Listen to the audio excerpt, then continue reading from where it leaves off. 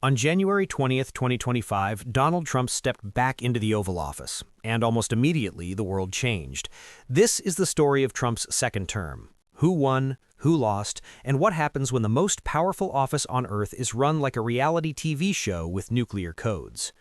Within weeks of taking office, Trump declared economic war on the world.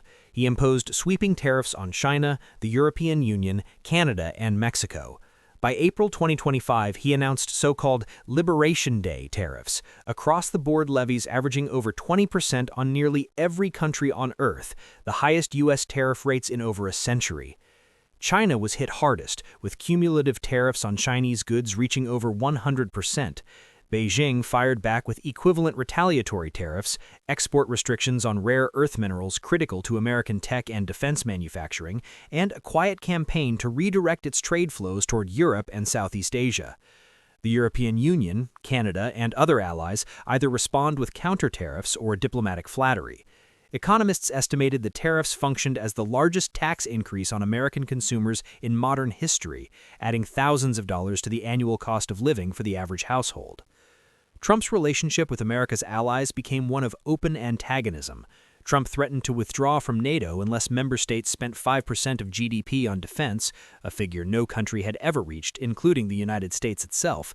He suggested NATO countries that didn't pay up didn't deserve American protection. Trump rattled allies further by floating the annexation of Greenland, suggesting Canada should become the 51st state, and demanding control of the Panama Canal.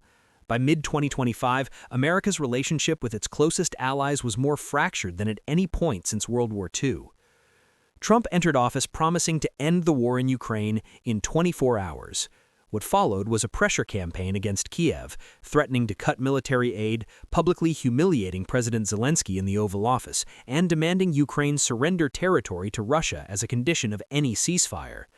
The Oval Office confrontation, in which Trump and Vance berated Zelensky before cameras, shocked Western governments and was widely seen as a green light to Moscow. In the Middle East, Trump backed a renewed Israeli offensive in Gaza while simultaneously claiming to seek peace and demanding to receive the Nobel Peace Prize. On 28 February 2026, the United States and Israel started a war with surprise airstrikes on sites and cities across Iran, assassinating Supreme Leader Ali Khamenei and several other Iranian officials. Iran responded with missile and drone strikes against Israel, U.S. bases, and U.S. allied countries in the Middle East, and by closing the Strait of Hormuz, causing oil prices to surge past $100. In each conflict, Trump's approach shared a common thread: sideline career diplomats, pursue transactional deals, and treat geopolitical crises the way a real estate mogul treats a distressed property, as leverage, not a humanitarian obligation. No previous presidency generated as much personal financial gain for a sitting president's family as Trump's second term. Days before the inauguration, the Trump family launched a meme coin called Dollar Trump. Within 24 hours, it had generated an estimated $100 million in transaction fees, almost entirely flowing to Trump-affiliated entities. World Liberty Financial, a Trump-branded crypto platform, raised hundreds of millions of dollars in investment. Separately, Jared Kushner's investment firm received a $2 billion commitment from the Saudi Public Investment Fund, a deal finalized after Trump returned to office. Eric Trump's business interests expanded into new international markets as the White House simultaneously pursued bilateral deals with those same countries. For the first time in modern American history, the Emoluments Clause, the constitutional prohibition on presidents receiving gifts from foreign governments, was being tested not on the margins but as a central feature of the administration's apparent business model. Foreign governments adapted quickly. The playbook that emerged was remarkably consistent across allies and rivals alike: flatter Trump personally, announce large investment pledges in American soil, offer symbolic wins he could post on social media, and quietly protect your core interests behind the scenes.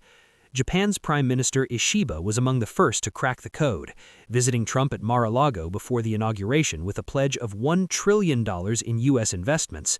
Saudi Arabia's Crown Prince MBS cultivated the relationship through lavish state dinners and new arms deals.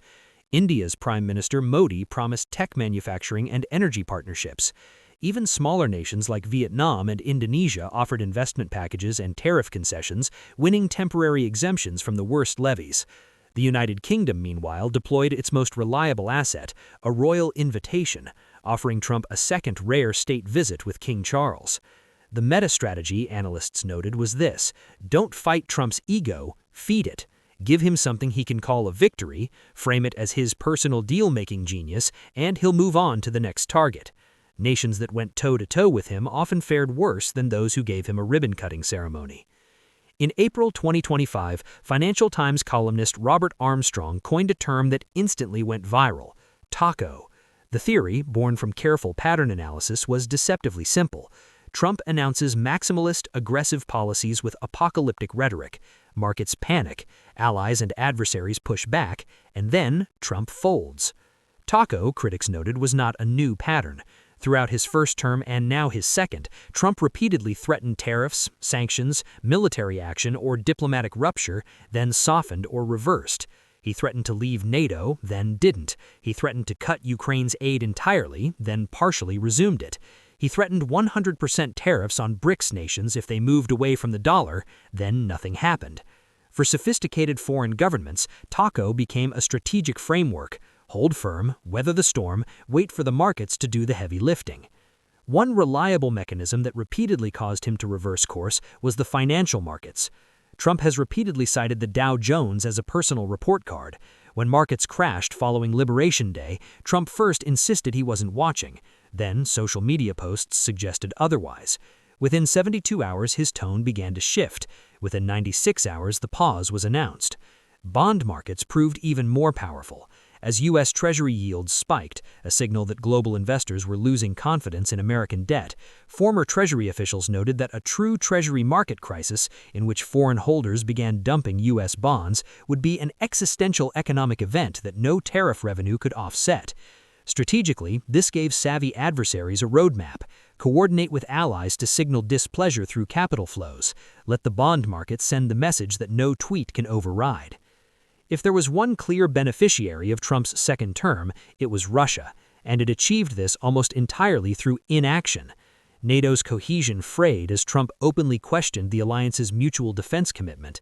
European defense spending accelerated, but so did political division within the alliance, with Hungary's Viktor Orban acting as a de facto Russian proxy inside NATO's own table. On Ukraine, Trump's pressure campaign against Kiev aligned almost perfectly with Russian strategic goals: freeze the conflict with Russia holding occupied Ukrainian territory, delay or prevent Ukraine's NATO membership, and reduce American weapons flows. Sanctions that had been imposed on Russian entities following the 2022 invasion were partially relaxed as part of back-channel ceasefire negotiations, a major economic relief for Moscow. On tariffs, Russia was one of the 4 countries that was not subjected to reciprocal tariffs, the other 3 being Belarus, North Korea, and Cuba. This is of significance as even the Heard Island and McDonald Islands, an Australian external territory inhabited only by seals and penguins, was subjected to 10% tariffs. Trump's explanation that these countries were already subjected to sanctions was not convincing, as U.S. imposed 10% tariffs on Iran that was also subjected to comprehensive sanctions. Kremlin-linked analysts were unusually candid. Trump, whether wittingly or not, was achieving more for Russian foreign policy objectives than any covert influence operation could have hoped for.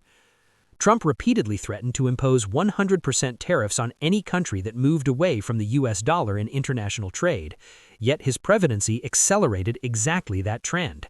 BRICS, the bloc comprising Brazil, Russia, India, China, and South Africa, now expanded to include Saudi Arabia, the UAE, and Iran, used the Trump years to deepen trade settlement in local currencies, reducing dollar dependence in bilateral deals. China was the most sophisticated beneficiary of Trump's second term. China deepened trade ties with Europe, Southeast Asia, and Latin America, regions eager to diversify away from dependence on Washington. Chinese state media positioned itself as the defender of the multilateral order that Trump was dismantling. China also benefited from Trump's approach to technology policy, inconsistent enforcement of semiconductor export controls, and the dismantling of key oversight bodies created windows of opportunity that Chinese tech firms quietly exploited. Meanwhile, American allies navigate trade frictions with the United States by turning to China.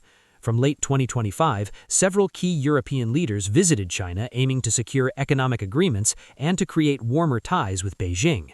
Trump's second term was many things simultaneously: a trade war that raised prices for American consumers while enriching his family, a geopolitical earthquake that weakened the West while strengthening Russia and China, and a masterclass in leveraged chaos that the rest of the world gradually learned to navigate. The question the world is now asking is how much structural damage gets done before he does. If this analysis was useful, like and subscribe.